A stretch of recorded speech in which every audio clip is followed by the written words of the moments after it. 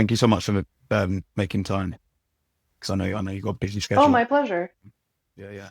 But No, not much going on now, so I'm yeah, happy to cool. join. So yeah, like I'm excited to go into more detail in terms of the films you've done. But what I wanted to ask first was, what is it about costume design that speaks to you as a creative? How's that become your way of expressing yourself artistically?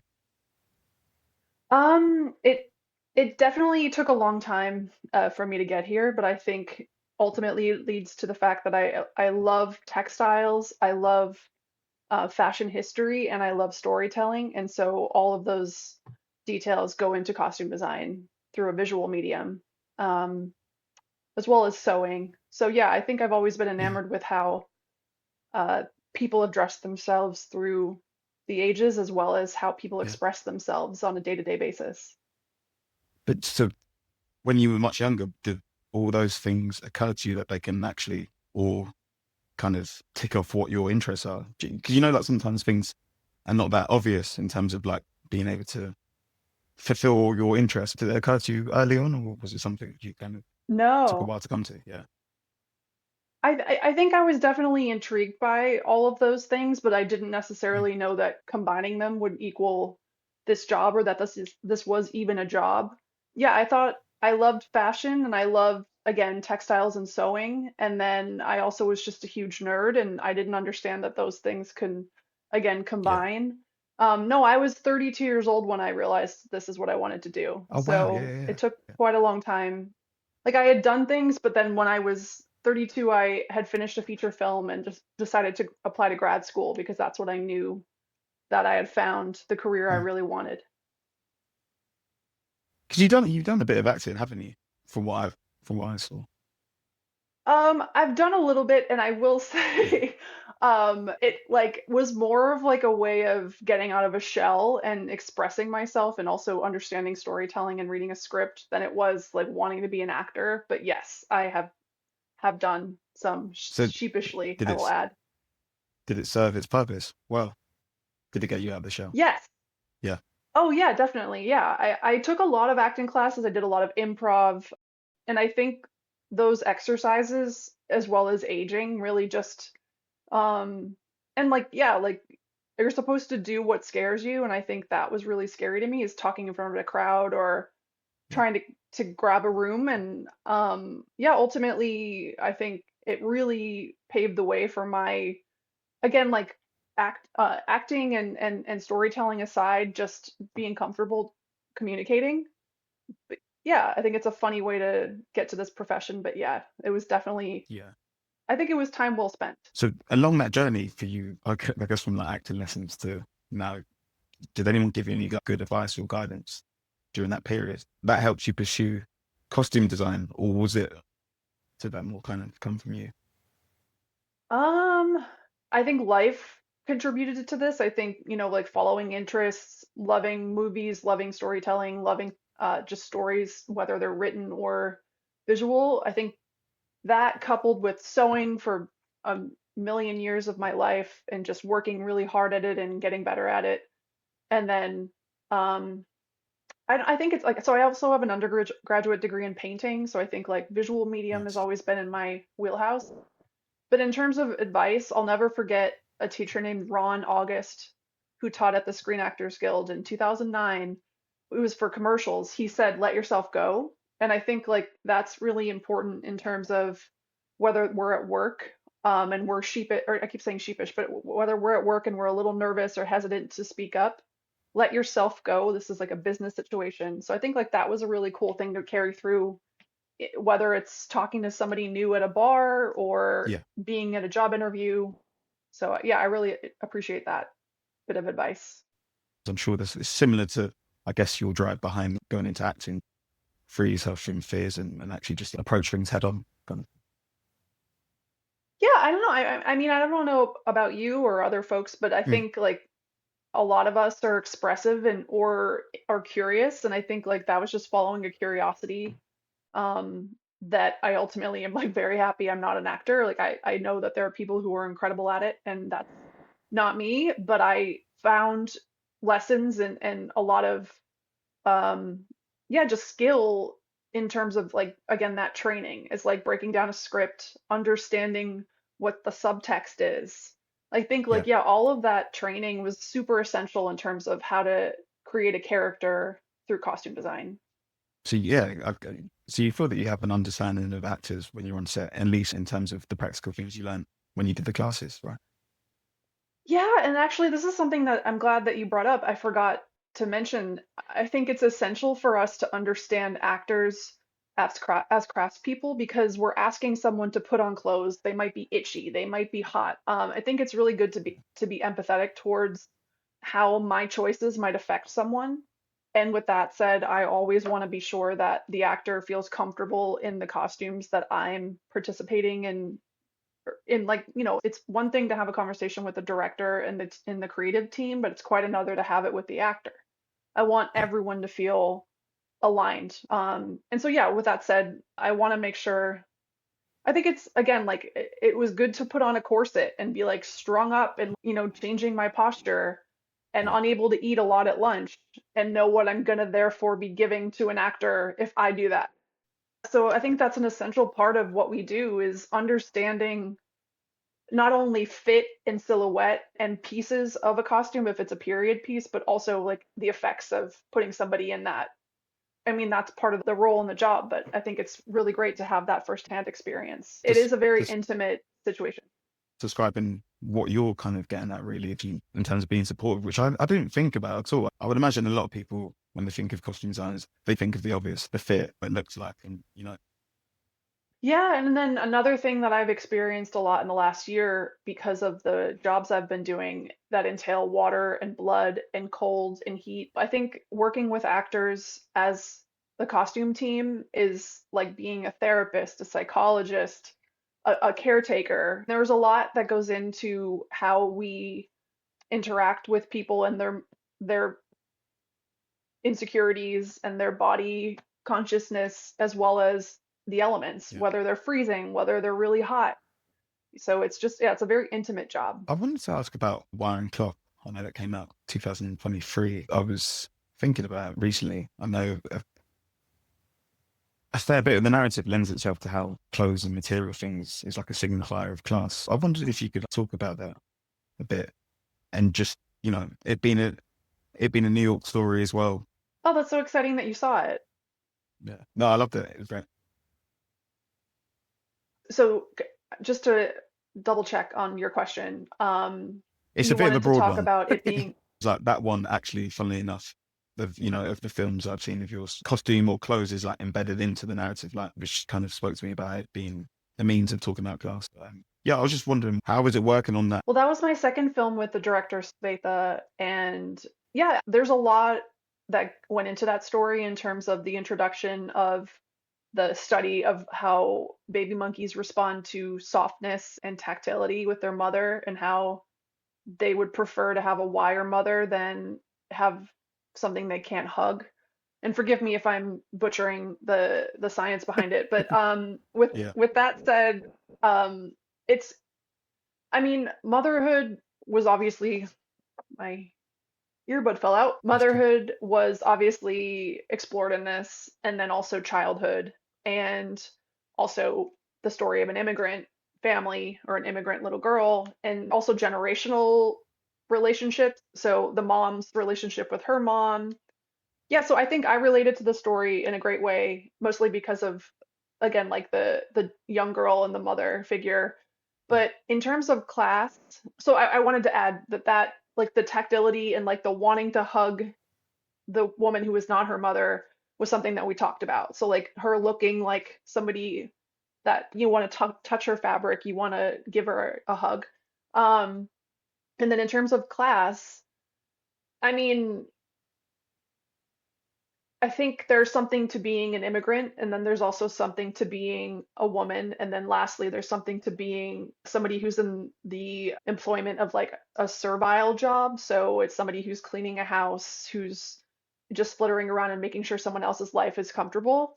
So we knew that we wanted the story to come to life when our mother figure has put on the other woman's clothes that she was so struck by. And so, yeah, that was just like a moment of joy and like transcendence. But yeah, I mean, like it's similar to like, Pretty Woman or really any story where we're able to put on the clothes of someone else or put on something that we would never be able to afford and see ourselves in a new light and look at ourselves. And, As a means of obviously social there's makeup mobility. involved. Yeah. Yeah, so I think like that was a really like it's not fun subject matter, but that was a fun way to approach Yeah. class divides and also hierarchy within South Asian culture as well as Yeah. immigrants. You're right on makeup as well. I mean, makeup ain't cheap as well. Like that's something which is, I'm sure there's a whole system in terms of what who can afford what and stuff. There's definitely hierarchy in terms of makeup. Yeah. Well, I mean, I guess think of drugstore versus Chanel or something. Exactly. It's like times however many. I wanted to ask about clothes in the era we live in today, like more casual, mass produced. It's not as like theatrical looking. How do you set the tone for more everyday work, like in Stay Awake? This is funny that you bring this up because this is something I talk about ad Yeah. nauseum about just like modern contemporary clothes and mass Yeah. production. So, in terms of Stay Awake, I think I'm Yeah. always struck by stylized films. I love color, I love richness, Me I too. love texture. And so, oh, good. Yeah, I mean, I think that's what can really make or break a contemporary film because Yeah. we're walking around, we're living these lives. And so, I don't know that um, I'm Hmm.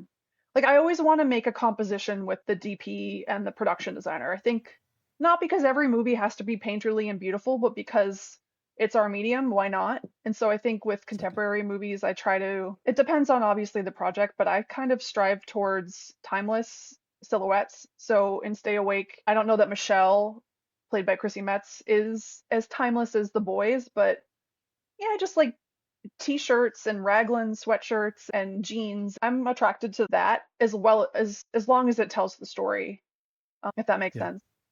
Of course. I've read years ago that Streetcar Named Desire. You probably know better than me, but Streetcar Named Desire was like the first, or one of the first to depict characters in a realist way, with Marlon Brando and the Sting tank top workers wear. Do you see a shift happening again, say in like 20, 30 years, or even a shift in the role of the costume designer?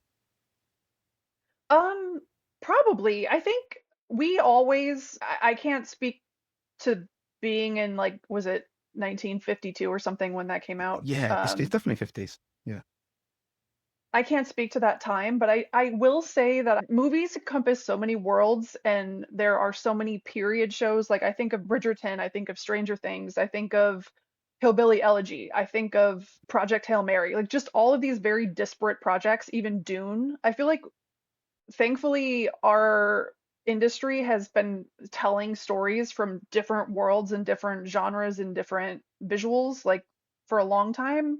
And I mean, like 19, I apologize, I should look it up, but like for when Streetcar Named Desire came out, but look at like Twilight Zone. I feel like maybe if we look deeply, we've always had, obviously that was a big shifts. deal Yeah, to see somebody who was working class, but I feel like if we look yeah. very deeply, there was probably some filmmaker who's super niche doing something that we just didn't know about. Yeah, I get what you mean. By the way, it's 9:51, which is close to what you said. When you put it like that, that does make sense because there's always things which kind of maybe don't necessarily reflect the times, as you say, like more recent stuff, Project Hail Mary. Um, but yeah, I don't feel like I'm well versed enough in what these like what's the word? These cultural shifts. transgressions are.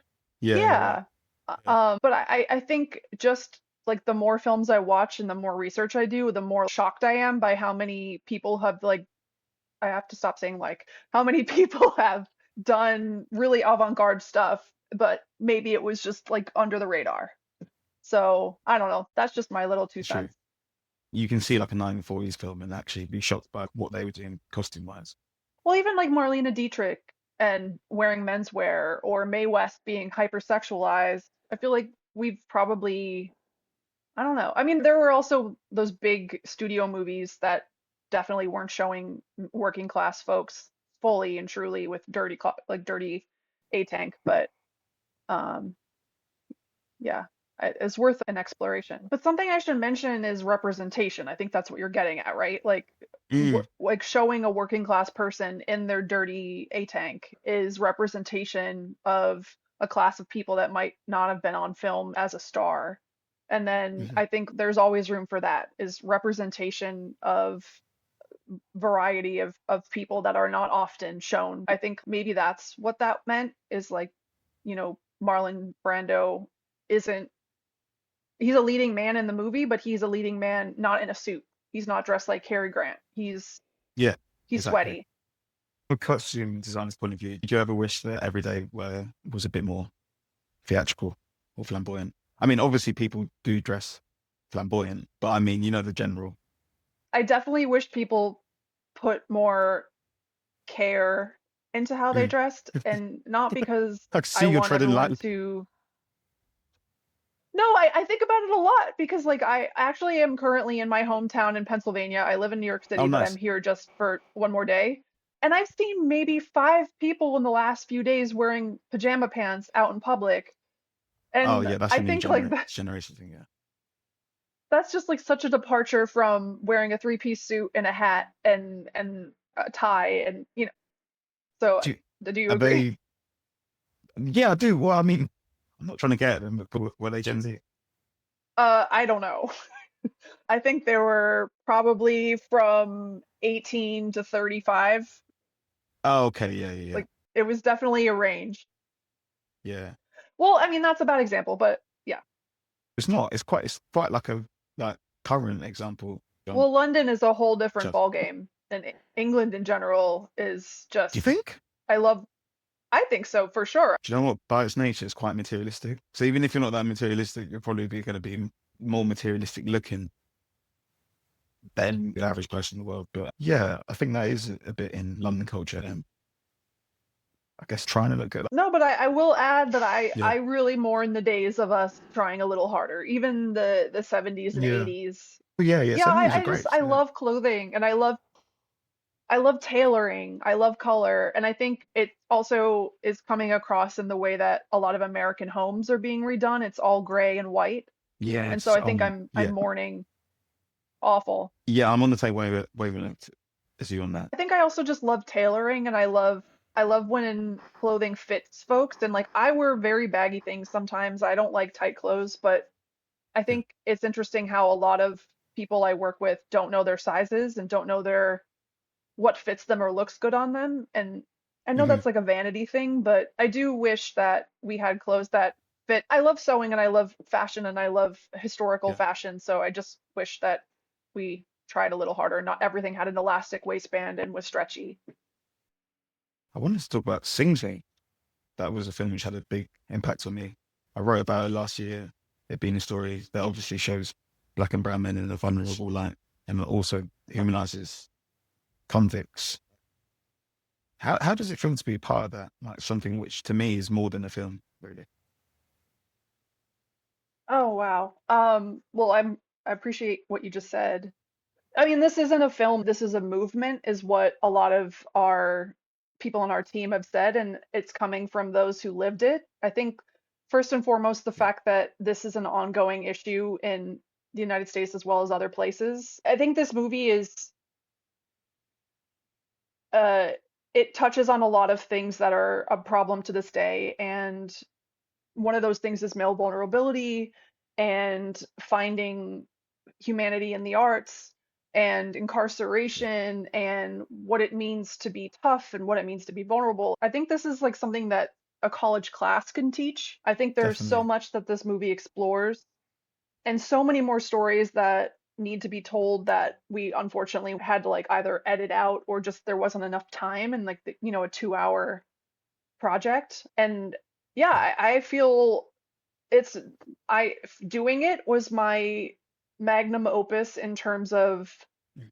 finding a story. Like, it makes me really emotional regardless of how many times I've talked about it. I made a lot of friends out of it, and Mm. I still keep in touch with Brent and Divine I and Divine G and Dino, like Yeah, JJ. Like, absolutely. all these Yeah. people are just incredible human beings, and I can't even tell you that I was just going in as a costume designer because I knew that I had a very specific, very sensitive role in that I'm telling the story of, or telling the stories of many people who actually lived behind bars and actually put on this play and actually had, been incarcerated for crimes they didn't commit.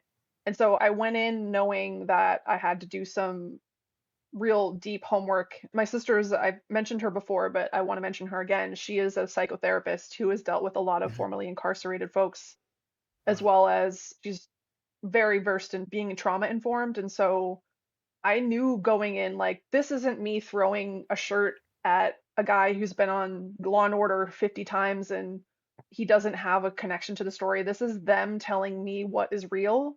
And so I can't speak enough to my mind being absolutely blown in terms of how to be sensitive to someone who is indeed an actor, but also is a survivor. Um, I Wow. can't I That's can't even like profound. synopsize. That's profound. Yeah. I mean, like it was a profound experience, and I had to Mhm. walk off set a few times because I was so moved by what was being shared, Mm. and we all felt that way. We all knew that it was this unspeakable magic that was happening, Yeah. and it was a really small movie. We were a really small crew. It was extremely hard. It wasn't even the subject matter. We were filming in an unair conditioned, decommissioned prison in July in Wow. 100 degrees. So 100 degrees Fahrenheit. Wow. Yeah, I mean, it is my greatest honor to be able to have been a part of telling their stories, and I am That's beautiful. forever changed and continually am affected by and Yeah. influenced by and floored by everyone I mentioned and more in their continuation beyond the movie. Yeah, I actually got to do an off-Broadway production of a bit of The Mummy's Code last year. We put it up Amazing. with A24, and that was awesome. And then Through the Arts is a continuing organization that continues to work in prisons and change lives. And Yeah. it's like it's not me. I'm this little tidbit, and everybody is. I don't know. I can't. I'm just like I get like full of. I feel like I have 1,000 million ladybugs in my body when I talk about it because it's just That is lovely. Um, yeah, and I will add the coolest thing ever was going to the Oscars and sitting next to two guys, Carmine and Big E. I sat next Mm. to them in the audience, and they're in their tuxes, and they're smiling ear to ear, and they were in Sing Sing for years and years and years and years. Carmine was in there for over 30 years, and it was just like the coolest thing ever to be like, we belong here too. It's like their supposed destiny just completely flipped through like the most beautiful way. Yeah. That's, I mean, it sounds like it was a humbling experience for you because I feel like you were kind of saying that you were just a small cog in the system, but I guess that comes from the sense of humility from being involved in something so profound, right? Yeah, and I mean, it was a really hard job. It was myself and my assistant costume designer, and that was our team. And we didn't understand what an undertaking it was to not only get the cast, the main cast, but we had over 30 background who had been incarcerated. And so asking people to put the clothes back on that represented their worst times of their lives, it was so hard, but it was also magical to witness them play and get given the things that we worked on to honor breaking the mummy's code, but also maybe switching up a couple things, being like, I know you wore this, but maybe you could wear this. And then they're like, yeah. I mean, yeah, I am forever awed by Divine Eye.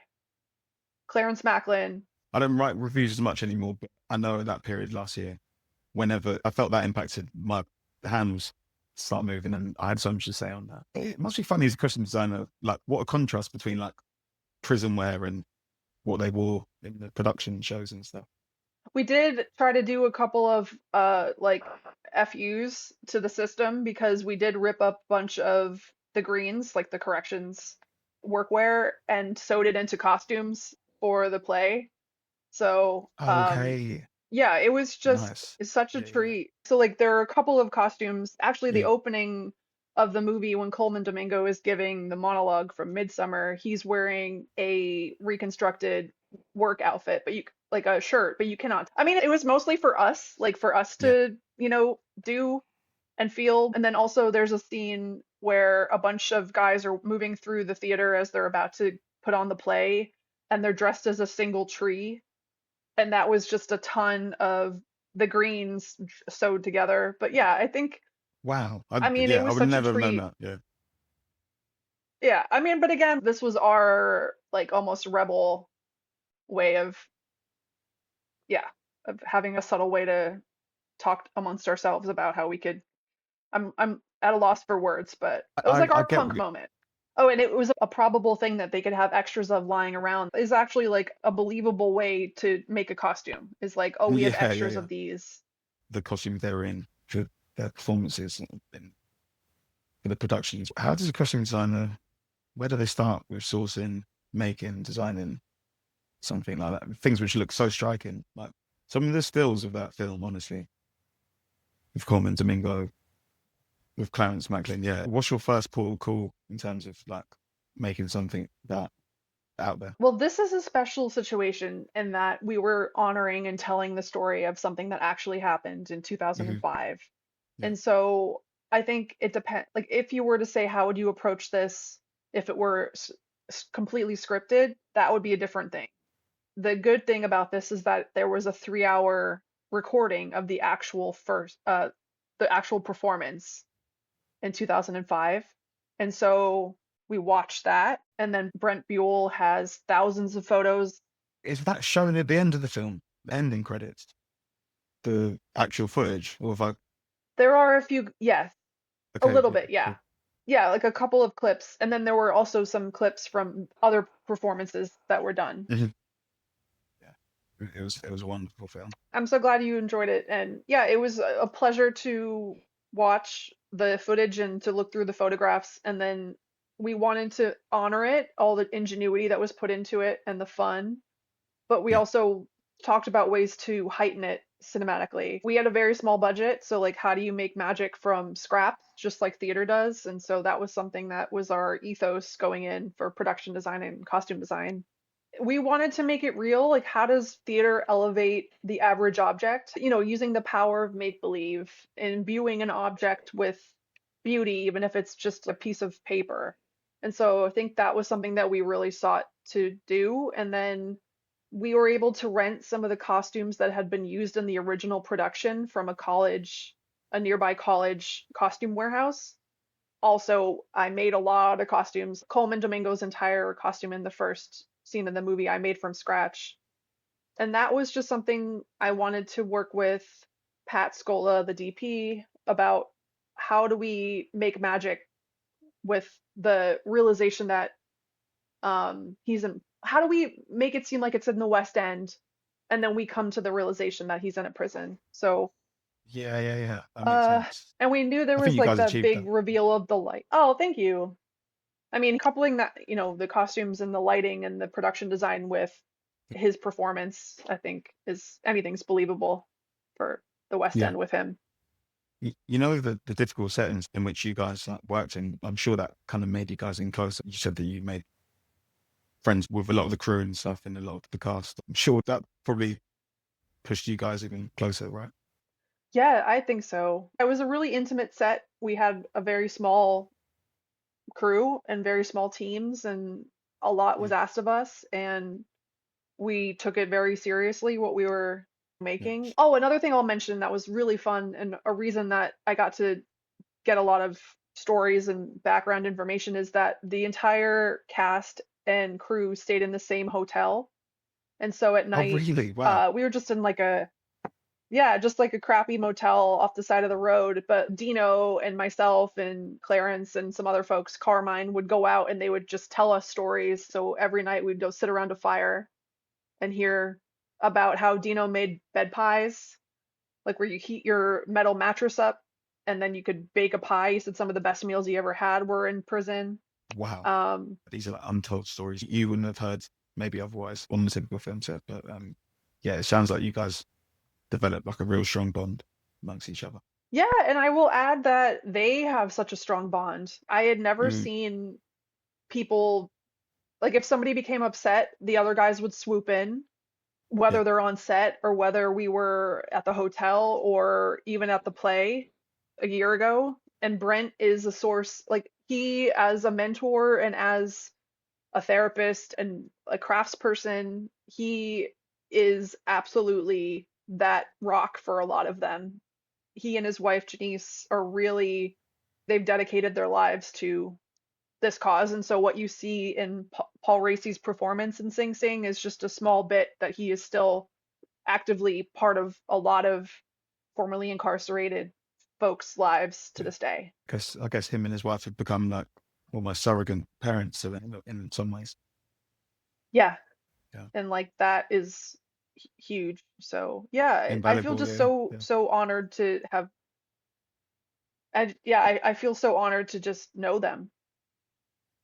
That's a nice note to end on. Speaking of Sing Sing, you've been involved in working in some animals, Stay Awake that we spoke about earlier, more recently Sing Sing. They deal with quite hard hitting social issues. How's that been like on a personal level? I mean, I am a very political person, and I hope that as an artist and a storyteller, I can be a part of stories that change or create progress or comment on the world around us. Yeah, I think if something's like really fluffy and or looks at specific groups of people in a negative light or in like a washed over light, I'm not really interested in it.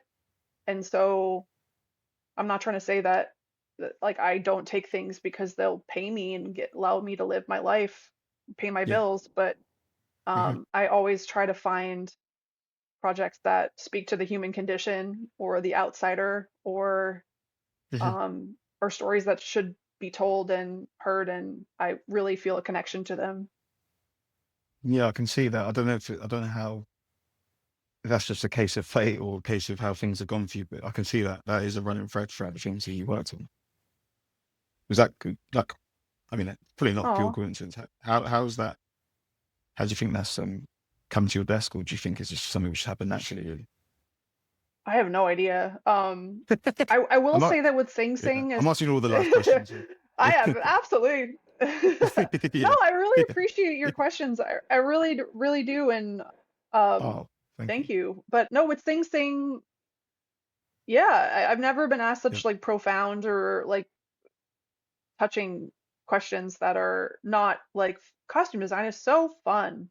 This has just been a real like nice joy. So thank Well, you. that's what I want to do. I know, obviously, I know you're a costume designer. I know you worked on these films, but the only way I can really stretch out to make it more of a slightly different conversation or a conversation with a bit more depth is to look at what they mean culturally, what they mean culturally to you.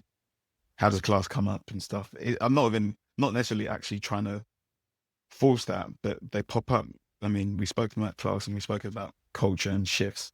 They overlap with actually being a costume designer to the actual subjects in the films, if that makes sense. So yeah, I think just trying to have an interesting Yeah. conversation rather than like, what's the? I'm not saying this is a bad question, but like what's the worst thing which you've had on set? Which is obviously it can be a relevant question, but I'm sure you've been asked that loads of times. Well, I also think that the general public doesn't understand that filmmakers and people within the film industry are doing these things because Hmm. of, politics or Yeah, social commentary or like I think on a base level, the average person realizes that movies can change lives and there is a lot behind it, but I don't know that, yeah, especially within costume, that people think that. So I appreciate that yeah. what you're saying. Well, thank you. So we were talking earlier about how you started out and how you came to costume design. Now you're more experienced. For someone starting out, what would be your pro tips to them in terms of pursuing costume design? I love that question and I love answering it.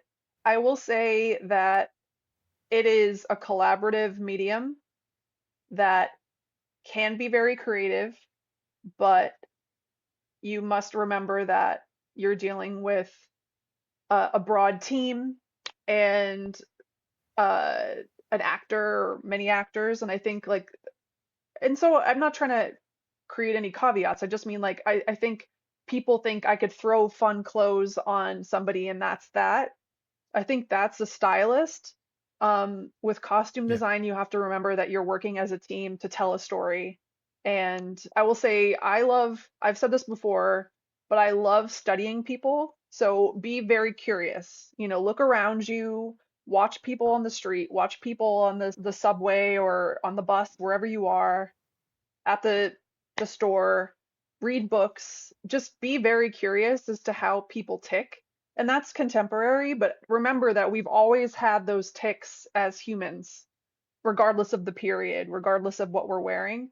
And so try to imbue your characters with not just like a beautiful 1940s suit set, but remember what makes, John different than Eddie. Like just try to find nuance within people. And I think remembering to be curious is always important. And then I always say this also, at least to people who don't know the industry, you need to be a very good budget person. Remember, there's a large business aspect to this job, and that is taking usually a very small budget, a tight budget, and then exploiting it for as much as it can possibly work.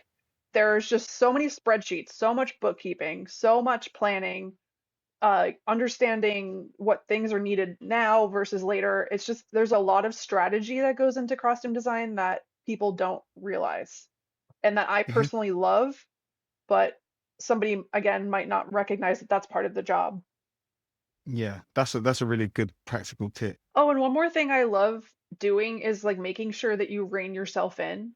I've found this to be very hard, and I did it recently, and I think it's an important part of my process at least. If you love something, you're so drawn to that floral shirt over there, you think that would look so good on him. Is that right for the character? Do you like Mm. it because you appreciate it for what it is, or is it actually something that John should wear? And so I think like that's something that I try to grapple with too is being very excited about something visually versus is it again appropriate for the person that you're depicting? Yeah. So you need a level of restraint really to do what's best for the creative task at hand rather than what you're being drawn to. I mean, I guess it depends on the project for sure, and I should speak for Yeah. myself versus how others work, but that's Mhm. just something I've Yeah. personally found myself That's what you've learned. Yeah. like as I love color. I love extravagance.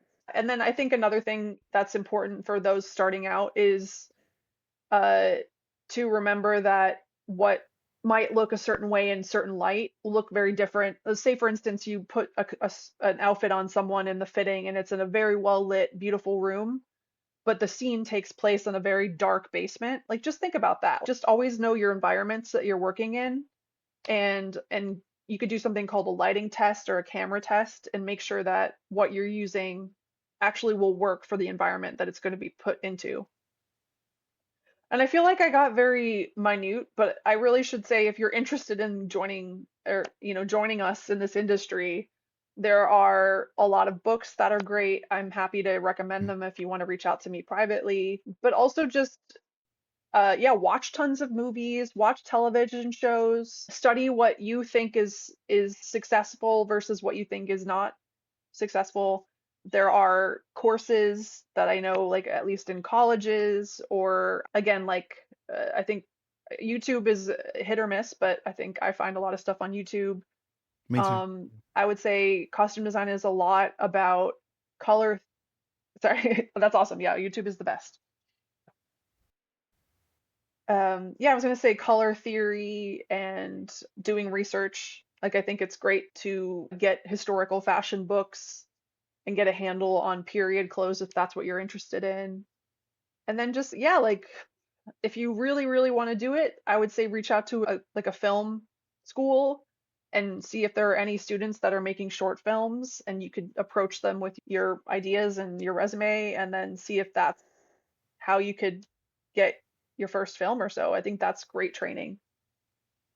Yeah.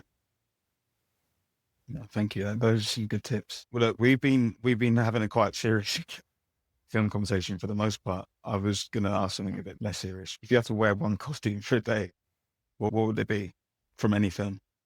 Well, what am I doing? Am I like, what am I doing that day? That changes everything, doesn't it? Okay, let's say that you're going to a party. What costume would you wear? Not for the day. What costume would you wear Okay. for? Ooh, this is such a hard question. I really thought that the other ones were harder questions. It's funny. I thought this was a fun one, Gosh. but I've just stressed you I out. don't No, it's a really fun one. No, you stress me out only because there are millions. I think for some reason I Love Lucy popped into my head, and then also Moulin Rouge, but I It's don't know that I true. want to wear those costumes. How about Charlie Chaplin? That's so boring. You can't go wrong with that. It's iconic. Everyone knows it as well. Yeah, It's yeah. good. I don't know.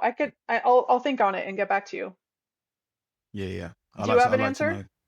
Hey, I just make the question. I don't know why, but and I can't even think of the film, but naturally my mind goes to like but to a party, I'm thinking of like combat. So I'm thinking of something that someone wears in Crouching Tiger, Hidden Dragon, or like a samurai suit. But that's not practical, is it? I have to get back to you on that, to be honest.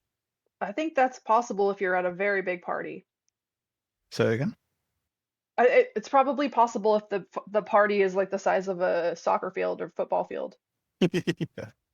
Desira, thank you so much. Like that was a really fun conversation. Is there anything you want to share to the audience on what you're working on, or is it under wraps Well, now? Or and yeah, is there anything on the horizon that you're going to be working on? That's all. well, thank you so much for having me. It was such a pleasure, and please stay in Yeah, it was a touch. pleasure. Uh, yeah, I did a movie this year that I'm really excited about that infuses a lot of 1860s period details. There's a lot of social commentary, and I had such a blast doing these costumes, and so I hope that more information will come out about that and I could divulge more. But yeah, Yeah. I don't know. I'm just excited to see what's next, so I really appreciate your time. No, I really appreciate your time and I look forward to seeing more of your work, definitely. But yeah, it's been great chatting to you. We'll speak soon. Have a good one.